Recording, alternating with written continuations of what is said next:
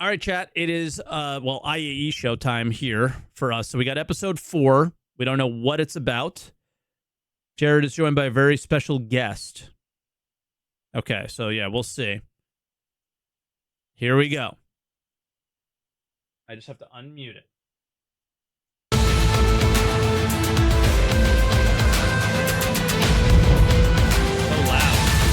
Welcome, everybody, to our IAE Best in Show special. I'm your host, Jared Huckabee. We've had 3 great episodes of the IAE show so far. I hope you really enjoyed them. We had a lot of fun making them.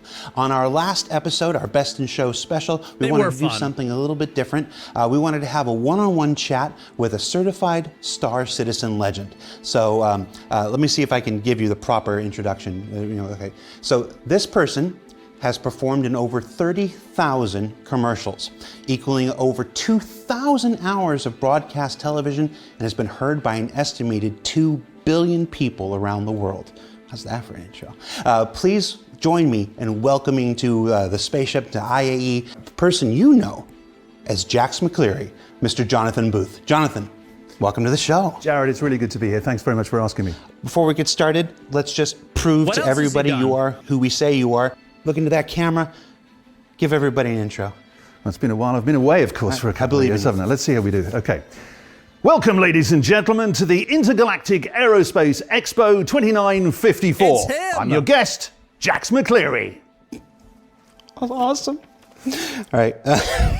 We wanted you on the show for so long. It's been one of those things where, Jax is such an integral part of the Star Citizen experience going back to 2014. So let's start things off. Before we get to meet Jax McCleary, let's meet Jonathan Booth. Tell us, who are you? What do you do? It's a rather strange thing because I've been one of those strange creatures called a voiceover artist for the last 35 years. So I sit in a small studio and I read the words I'm given and they go to various places all around the world. But doing this, Jax McCleary is really the only performance stuff I've done, so it's a real honor and a privilege to be part of it. I really love okay. it. What are some of the things people might have heard you from or know you from? Here in the UK, I do say if you're over 30, I guarantee you've heard my voice before because I've done lots of stuff on the BBC Continuity, it's called. So, Graham Norton tonight at 10:40 on BBC One, things like that. So I've done lots of, as you say, lots of commercials, lots of broadcast documentaries, audiobooks, all sorts of things. How did you get started in the industry? I was a DJ on a radio station down in Brighton in the south of England, but wanted to branch out a bit more, so I started to write and voice radio commercials and got into that, did a lot more of that, and it sort of all came along from there. All right, so let's get into it then. Jax made his first appearance. He's going to retire right before AI voices take over and ruin this entire industry, so luckily for him, he lived his whole career out. In 2014 in Galactic Gear Reviews, the M50. Let's take a look. Now, over the last few years, Origin has become more known for looking fast than any sort of actual speed. Remember how bad the these new looks compared M50. to now? Flying the M50, an incredible man who, for some inconceivable reason, has never won a single Murray. But this commercial sold me this ship. Me. Tell me how you came to CIG. Now this was just voiceover at this point. 2014, we hadn't begun our era of PCAP yet. How were you approached? How did you get the role? Well, it was strange. I got a call saying, "Would you like to come in and do this?" So in we went to a studio in Soho, in London Voice Studio, which I'd been in many times for other things. But this was different because it was a great script. It was lots of fun, and we just wanted to try and make it a larger in life character who's developing these stories about these ships for the people who were going to be flying them. And it was great. It was different to what I was doing before, so it was great fun. What did they tell you about the project, about Star Citizen? What did you know? Is he going to be a farmer? I knew nothing going in. So it was completely new to me, and they opened up this whole world of how Star Citizen was being developed and who was going to be involved, and it just sounded really exciting, and so it was just great trying to sort of project that character. There's a line in that commercial. I was still a backer at this point. I was still a fan of the project, and the line is an orgy of mind-bending numbers. The stats are an orgy of mind-bending numbers. When you had to read that line, did you think you'd still be here 10 years later? I had no idea. I mean, what it's developed into and the fun we've had with it has been, and the way the Jax has developed and where he's been, it's just remarkable. No, I had no idea that was going to happen, but I'm very grateful it has. It's been fantastic. So there was no Jax in 2015. We really you know, like, I think they forced the Pico memes. I think they forced the Benny's noodle memes a lot. Nobody forced the Jax McCleary thing. It kind of just happened. At this point, it was just a one-off commercial for the M50. In 2016, we created the Intergalactic Aerospace Expo as a theming for our annual anniversary event that happened every year. And with that, the idea to bring Jax back and make him part of this big event from its inception. Let's go ahead and take a look at some of the videos from 2016. Do you sense that electricity in the air? Do you smell those ionized particles? Do you feel your bowels loosening with a deep thrum from hundreds of thrusters firing at once? The really incredible thing about being here at the Intergalactic Aerospace Show is the unexpected surprises that sit idling around every corner. So this expanded Jax into a whole new world. What are your memories? Now, they called you back That's what in they were 2016, going for. and this time it was going to be performance capture. Which I had no idea what that was. So I turn up at Elstree through those famous gates, amazing space, surrounded by cameras, sensors, loads of people, 20, 30 people. And then I'm requested to put on this essentially large black condom. I have no idea, the most undignified thing that I can think of. And then they produce these amazing things with this stuff going on behind me, which is extraordinary. Of course, we didn't see it then, because the technology then, now it's live, we can all see it as we're doing it. With the sheer size and scale of the Aerospace Expo, it can be easy to get overwhelmed by all there is to see and This do. is cool. But then it was I see a lot of very you guys iterative crapping process. on this, but So at this point, you've now done 8 more videos, with different. like I know what this kind of is. This is Jared. Jared loves this kind of stuff. Jared loves acting and musicals and actors and talking to artists and things like that. So this is like for Jared type of thing. But we all wanted Jax, right? And this is the way they want to bring it, I guess. Manufacturers, It's also Aegis, a 20-minute Mist, episode, Drake. so- What context did they give you for this? Do you have a sense of where you're at, It's or are an you just entire doing interview. what everybody tells you? To a certain extent, I'm doing that because I'm just trying to hold on here. I think I am flying, as Jax quite often is, I'm flying by the seat of my pants in a space where you haven't got that much to react. Well, you've got nothing to react to because it's just a big cube. And so I'm having to try and imagine where the ships are and react to them, and trying to hold all that in my head is quite hard. Let's move to 2017. In 2017, just one video came back for the release of the Aegis Hammerhead, one of the fan favorite ships still to this day, one of our more popular releases. Brought up on the Every podcast day, today. well, every day they're not getting shot at, Alfonso EVAs across the entirety of this 100-meter-long Aegis Hammerhead to visually inspect the dozens of guns and missile launchers that make this patrol ship such a formidable foe.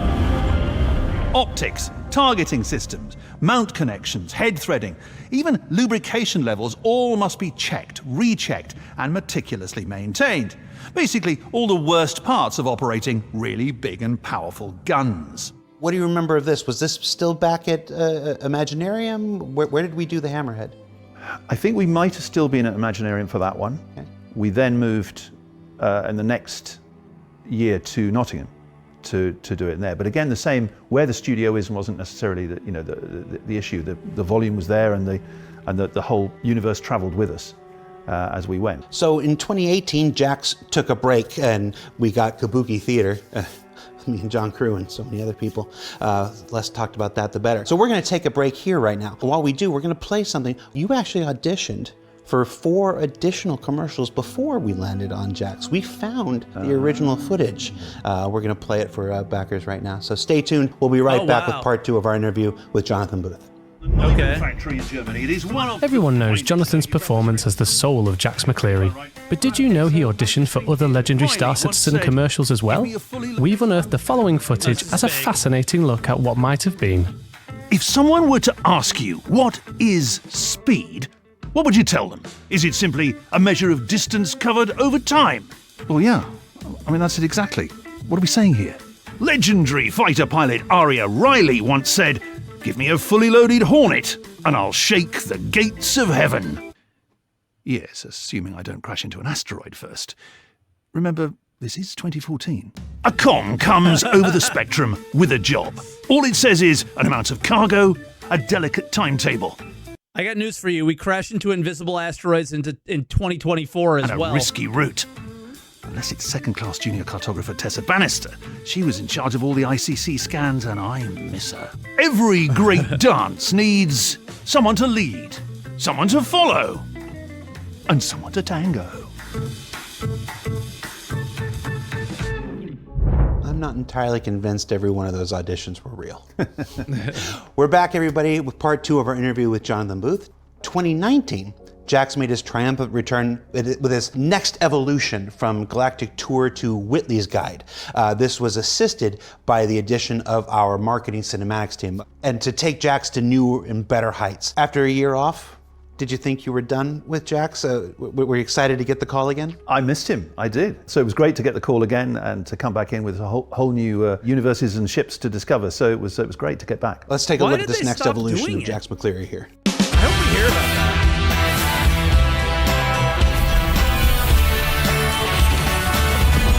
Hold on, is this when they started saying that Jax was going to Pyro and then we never got Pyro?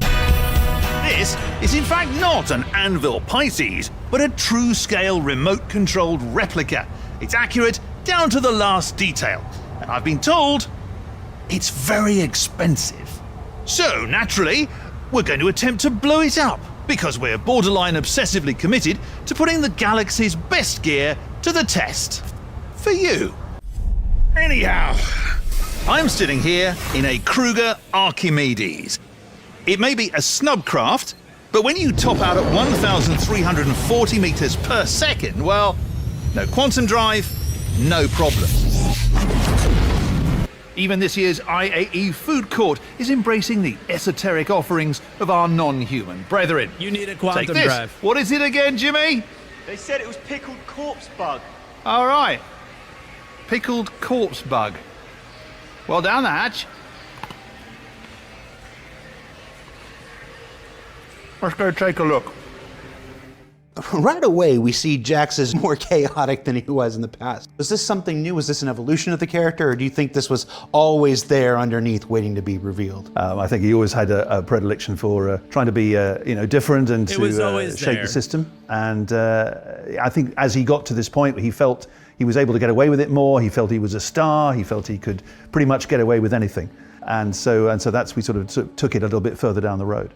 So you're back in the full-body condom, as you called it, the very flattering outfit. You've done this before. Now you've returned for another multi-part series. Were you better at it? Were you more comfortable with it? How did your performance change after a year off? Yeah, I think I was more comfortable with it. I think the technology also had improved. When we first did it back 10 years ago, the helmet was incredibly heavy, and the lights that came round and the microphones and the dots you had to put on the face were more.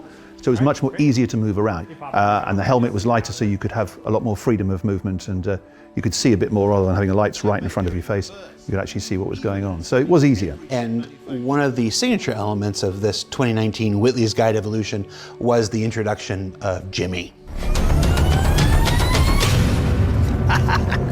Close, but no cigar, Jimmy. Jimmy was a When good you found one. out you were going to have a sidekick now, what were your thoughts on Jimmy? What was it like working with Jimmy? Jimmy's great. Jimmy's he's a fantastic character, and he's a real gentleman. He's a good guy, and I think he turns up to make Jax look bad, which is what he does effectively. He's the good guy. Jax came back again in 2020 and 2021. Let's take a look at some of those videos. This is the pyro Jimmy, stuff, the I think. blindfold. All right, thank you. Here it comes. It's a javelin. No, Idris. Idris! Sir! I'll just do a little bit of that at the bottom. Finish that off. There we go. Jax McCleary. Ha! I mean, the cannons on those Ares models. Was that like a size 7? That is Pyro's nuts. 2022. Absolutely insane. Okay. Raw power.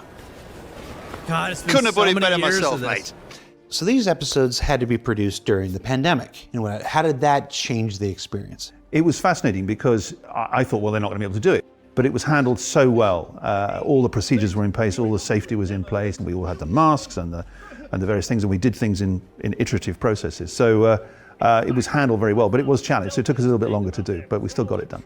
And then, of course, in 2021, a bit more of a personal story began to develop. We started seeing Jax question himself a little bit more. I wrote it down, do some serious soul searching before he eventually steals an Odyssey prototype and take off into parts unknown. Were you excited about this change in his behavior? I was, because he's really starting to sort of, as you say, a bit of self-doubt, a bit of sort of, is this the right thing for me, and am I doing the right thing? And then when he paints the roof with the Redeemer, I think it is, and then he decides, no, I've had enough of this, and off he goes. So very exciting, character narrative arc. Was there any correlation between you've now been doing this since 2014, thinking like, how much longer can I go on? Do I want to do something different with the character? He's got so many ships to play with and so many new things to do, but he's got to find new systems, find new people to play with, and just see whether that's the way he wants to go. But I think, he does miss, he misses Jimmy, I think. And then in our final year of Jax in 2022, we find out where Jax went. Jax is lost in the pyro system. Let's take a look at some of these videos here. He said our final, Jax is never coming back. Would a call have killed them? Oh, hey, Jax, do you want to come back, host the show? I'm sorry, Jax can't take your call because he's dead. Guys, I do know my way around an 890, and since your hideout's a derelict Origin super yacht, I may as well take advantage, so... Whoa, no need to resort to fisticuffs to decide whose Aegis ship is the better. So, folks, Ruin Station is about as big as it is creepy. Maybe we can find a ship to stow away.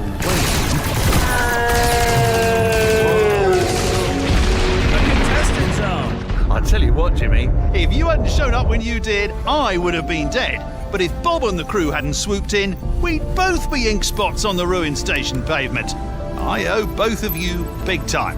Don't mention it. Now strap in, boys. It's a long way to the jump point.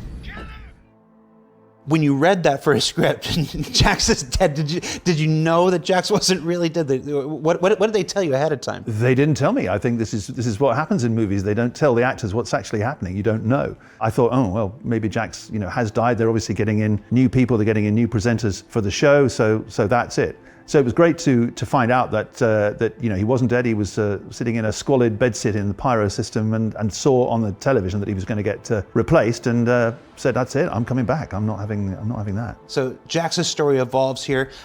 Stewardship of Jax has passed from different directors with time. You've been with tremendous folks like Josh and David Roth and Kat over the years. Bring Jax to a new place throughout pyro system. Your story is dramatically different now.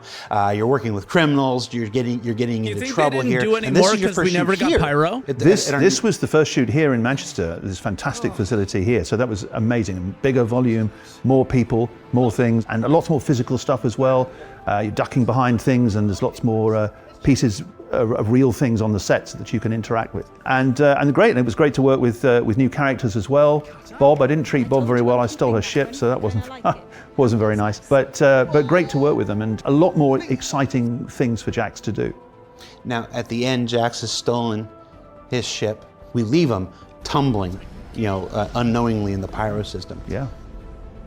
We haven't been able to pick up Jax's story since then. Our wonderful marketing cinematics team, they went to work on finishing out Squadron. If you guys watched that amazing Squadron playthrough at CitizenCon, you know where their efforts have been, and that they've been well spent. But I wanted to ask you, where do you think Jax's story goes? Yeah, well spent. Not on we've Star left him, Citizen. as you say, Cool. tumbling through space. We don't know, whether he and Jimmy are going to get through this. But obviously they are, because Jax and Jimmy are always going to come back somehow. To where? Well, it could be interesting. There's so many different places to explore. It'd be great to see Jax come back and reclaim his rightful place in front of the camera and telling everybody about the ships, flying the ships, and experiencing it for everybody. We know it's not because the actor got tired. Got to come back and shake that with this guy producer. Yeah, I think no, there's only one host with this guy. I think there's only one Jax McCleary, and she needs to know that. So we're pretty much at the end of our journey for now anyway. How would you summarize your overall experience as Jax? It's been a huge privilege to be part of this universe. It has been fantastic to work with such an incredibly talented team of people, technicians and actors and producers and directors. And I just hope that I've sort of held up my end, as it were, and and done what's needed to be done. But it's just fantastic to be part of. It's been a great privilege. I think I speak for everybody when I say we all love Jax. He's the most prolific character in the Star Citizen universe right now. Every year. Do you know how fucking sad that is? As true as that is, do you know how fucking sad that is? That is so sad that some guy in a fucking marketing commercial is the most prolific character in the game. Not any mission giver, not any enemy that you're fighting in the game. The guy who sells you spaceships. Oh my God, that is so sad. It is so true, and I love Jax, but that is so sad when you really, really think about it. There's a call for Jax to return, and at some point, the stars will align. We'll be able to continue Jax's story, and that's all very important. Tessa should have been, but thank you so much for not. coming up. Thank you so much for agreeing to be here, for sharing some stories, and I hope to see you back in the, what was it, the full body condom? Yeah, I'm afraid so. It's got to be done. White warts. It's got to be done. Yeah. We've now said that 3 times. I'm sure we probably could have gotten away with it once, but we've said it 3 times. Oh dear. Well, it's been a great privilege to be here and to talk to you, Jared. It's been fantastic. Before we go, let's send everybody home with a proper Jax farewell, shall we? I just want to say, from the bottom of Jax's black heart, thanks very much for watching all these years, and I promise Jax will return. Okay. For now, have a great IAE, and this is Jax McCleary, signing off.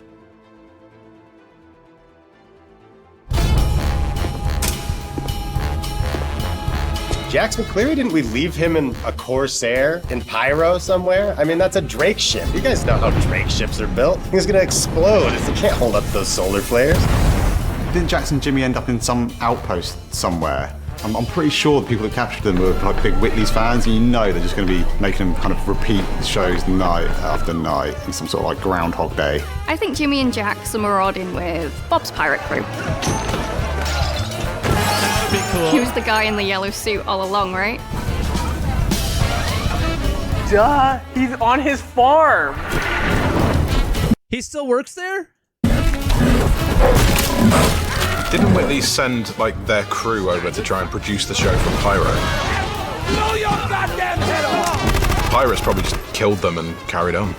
Hey, if you don't have to glow today, don't. No, really. His body's probably floating dead in the void, bloated and frozen, or his body's being picked clean by a copian. No. Oh, he's cleaning up the mean streets of Lawville.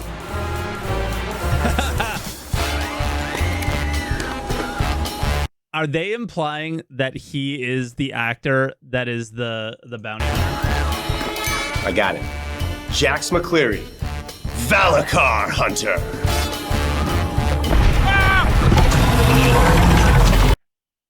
That will definitely be an episode.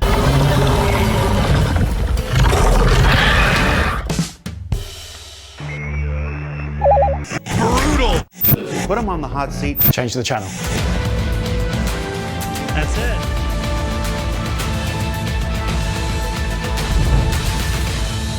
That is all the IAE shows done. Maybe. How long do we have to sit here? I think that's it. Yeah. 10 out of 10, no notes. Yeah, that was a good one. It's obviously, everyone knows I like the episodes with the fun stuff, but, or not the fun stuff, the informational stuff, but the fun stuff sometimes is good. And I don't know. Jared's 100% right. He's the most prolific character in the game, so that was kind of enjoyable to watch, but